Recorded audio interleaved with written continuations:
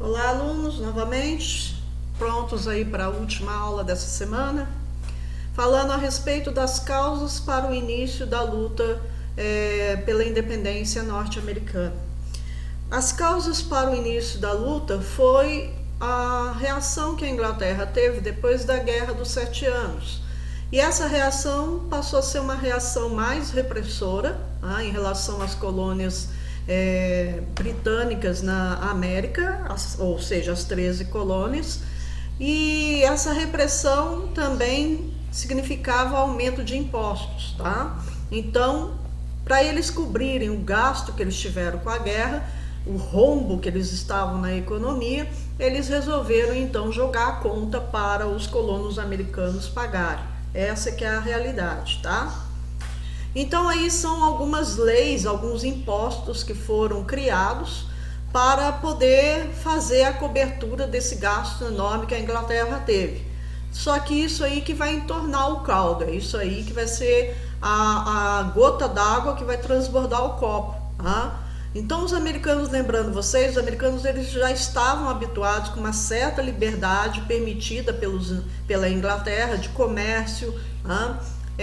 Os impostos eram razoáveis, então eles estavam vivendo uma vida relativamente livre.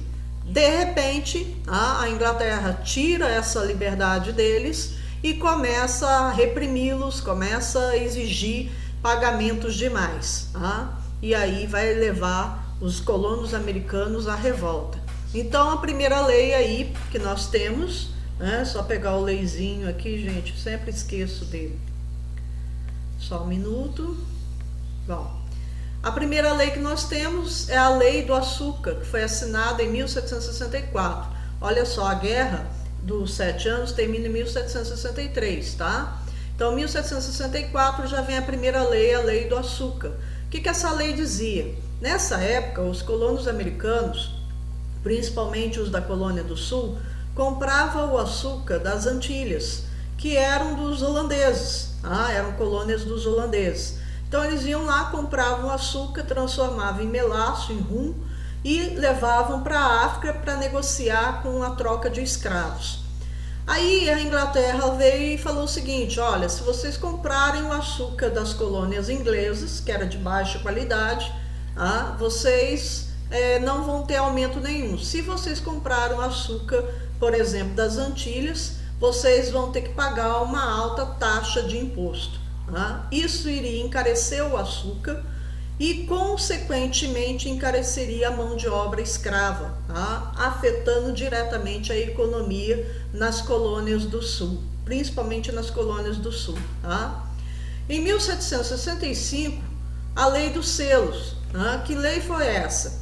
Essa lei dizia o seguinte, que tudo que fosse publicação, que circulasse nas colônias, teria que ter um selo da coroa britânica. Então, o comerciante, por exemplo, o cara vai publicar um jornal, ele tinha que comprar um selo dos britânicos e selar esses jornais, tudo quanto é jornal, tudo quanto é livro, tudo quanto é carta, revista, ou seja, tudo que fosse de publicação tinha que conter o selo e tinha que pagar por isso, tá? E isso vai encarecer o custo de vida na época, porque na época, gente, não havia WhatsApp, não havia telefone, não havia outros meios de comunicação a não ser a escrita. Então, uma pessoa ia se comunicar com um parente distante, carta, iam ler a notícia no jornal, então tudo por escrito. Então isso afeta diretamente a vida dos colonos, encarecendo a vida deles.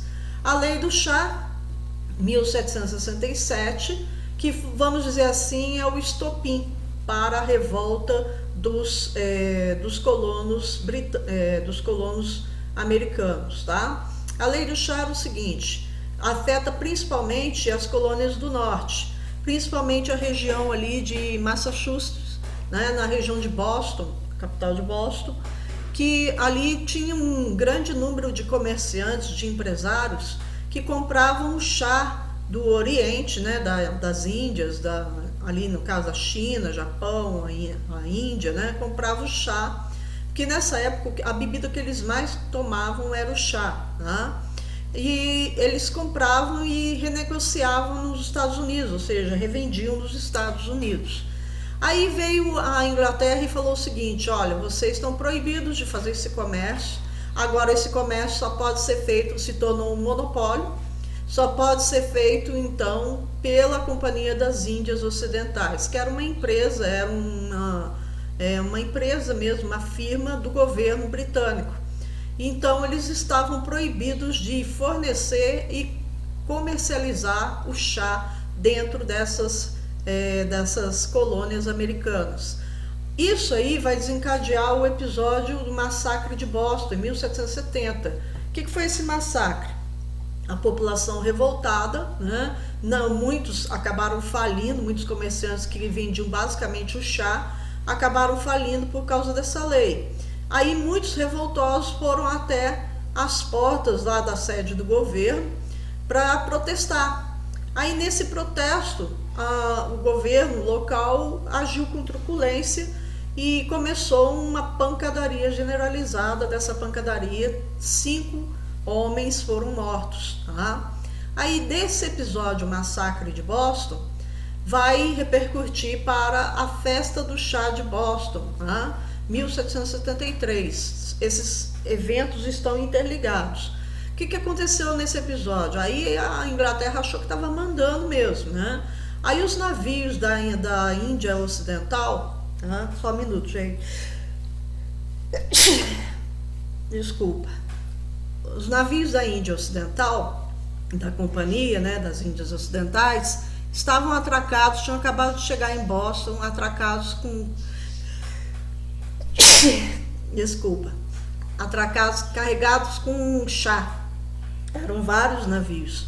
E a população foi até a porta de novo dessa companhia e exigiu, em protesto, que eles retirassem os navios de lá, tá? Que eles zarpassem o navio de lá.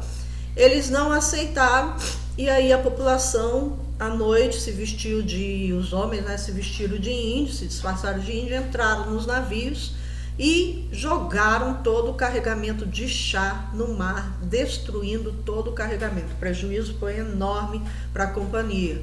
Aí, como resposta para esse prejuízo, né, a Inglaterra, o parlamento inglês, criou as chamadas leis intoleráveis. Tá? Que essas leis intoleráveis? Era um conjunto de leis punitiva, né, principalmente para a região de Boston. Foi fechado o porto de Boston e foi criada a lei do aquartelamento. O que era a lei do aquartelamento? Eram os moradores de Boston estavam obrigados por lei a receber os soldados britânicos em suas casas. Então, se eles fosse requisitada a casa deles, eles teriam que entregar essas casas para os soldados ingleses. Tá? Então, eles podiam continuar vivendo na casa, mas tinham que fornecer alimento, moradia e transporte para os soldados. E quem tentasse desobedecer a lei era preso com rigor. Tá? Então, essas leis foram chamadas de leis intoleráveis. Como resposta a essas leis intoleráveis, no ano de 1775, e a situação se tornando insustentável, os líderes como Thomas Jefferson, tá?